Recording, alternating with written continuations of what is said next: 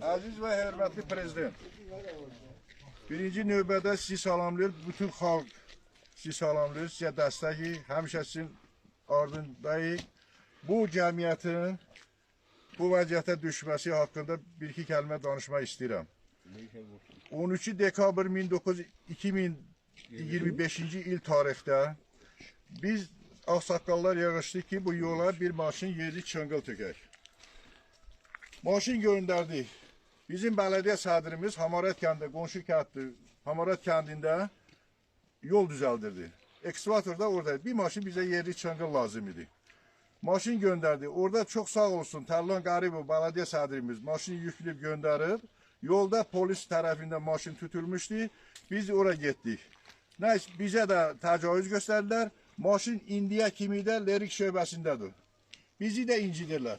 Bu kənddə cəmaat qalmır. Dərdimizi heç kimə deyə bilmirik. Biz sizə müraciət eləmişik. İndi bizi sıxırlar ki, niyə müraciət edirsiniz? Vəziyyətimiz budur. Xahiş edirik. Bu bir faktı göstərim. 1-2 ay bundan qabaq qəbristanlığımızdır. Qəbristanlığımızı demək bu ağacları budamaq üçün oradan 2-3 nəfər götürüb polis şöbəsinə apardılar. Siz niyə buduyorsunuz bu ağaclar? Bu bizim qəbristanlığımız. Biz burada qəbir qazırıq. 2 dənə şəhid yatırılır qəbristanlığa. Bəli, 2 dənə şəhidimiz var. Samir Hüseynov, Rakif Babayev. 2 dənə şəhidimiz var. Demək, şəhidin yoluna bir maşın çınqıl tökməkdən ötürü bu xalqı bu vəziyyətə qoyur. Bizə gün verirlər, işıq vermirlər. Xahiş edirək sizdən, bütün kollektiv tərəfindən xahiş edirəm. Bu cəmiyyəti nəzərə alın. Bizə kömək əlinizi uzadın. Bizə oradan komissiya göndərin. Bizi yenə Lerik polislərinə sürükləməyin. Bizə komissiya göndərin Bakıdan, mərkəzdən, nazirlikdən. Bizim umudumuz sizədir. Sizdən dönə-dönə xahiş edirik. Bizə köməklik göstərin. Xahiş edirəm. Mənim sözüm bu qədər. Söz çoxdur deyə bilmirəm, çatdıra bilmirəm. Bağışlayın məni. Şəhid atasından. Mən də ona görə gəldim. Bu yola görə ekskavator gətirmişdim yol tökmək üçün. Bu öz yolumu. Öz yoluma görə. Mənim yolumda yarımçıq qaldı. Reis mənə zəng vurdu, dedi ki, mən sənə müdaxilə eləmədim. Səni Akbar bəli mənə tapşırmışdı ki, sənə dəymədi. Deməli, reis bu sözü mənə dedim. Sonra sırağa günü 2 gün çəkmişdi, ekskavator gəlmişdi Hamarata. Biz maşın apardıq, orada dururdu, lapatlarla onu boşaldı. Çola çıxır yerləri vardı, onları düzəltməyə. Reisin əməkdaşları gəldi, onu yolda saxlayıblar, belə aparıblar Lerikə. Mən də getdim, bu nə vəziyyətdir, belə niyə edirsiniz? Şəhid ailəsi getdim ona, getdim gördüm, maşını dedim, maşını hara aparsın, dedim, bir idarəyə aparım.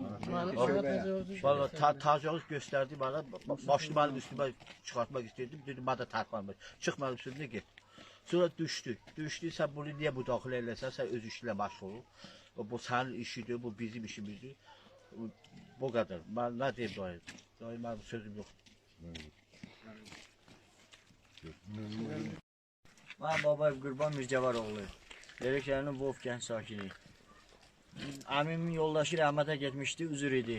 Qohumlarımız gəldi, yol pis gündə idi. Gələ bilmirdilər. Öz şəxsi maşınımla onları yola çıxardırdım. Apardım Dastur kəndində 500 manat məndən polislər pul aldılar. Rüşvət aldılar məndən, qaz 66 ilə getdik. Apardım ora. Aldılar, sonra da məni cərimə də elədilər. 130 manat da cərimə ödəmişəm. Xahiş edirəm, bizə kömək edin. Yolumuz pis gündədir. Öz əllərimizlə, araba ilə yol tökürük, polislər gəlir, bizi tuturlar. Öz inəklərimiz üçün çıxa bilmirik. Dövlət özü bizə güzəşli kredit verir, təsərrüfat qurmaq üçün. Biz gedib onu götürürük, təsərrüfat quraq, heyvanlarımız çıxır örüş sahamıza, gedirik gətirməyə, uşaq gedə bilmir. Tütəyində aparıblar 1000 manat, 1500 manat pul alırlar onlardan. Sizdən xahiş edirik, bizə kömək edin, cənab prezident. Biz də buradan yaşaya bilmirik. Ya köçürdün bizi, ya da bizə kömək edin.